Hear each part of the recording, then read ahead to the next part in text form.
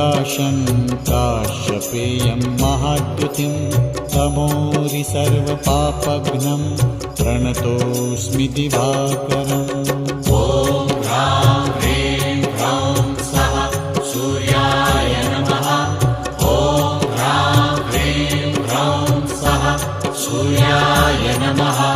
जपाकुसुमसङ्काशं काश्यपेयं महाद्युतिं तमोरि सर्वपापघ्नं प्रणतोऽस्मि दिवाकरम्।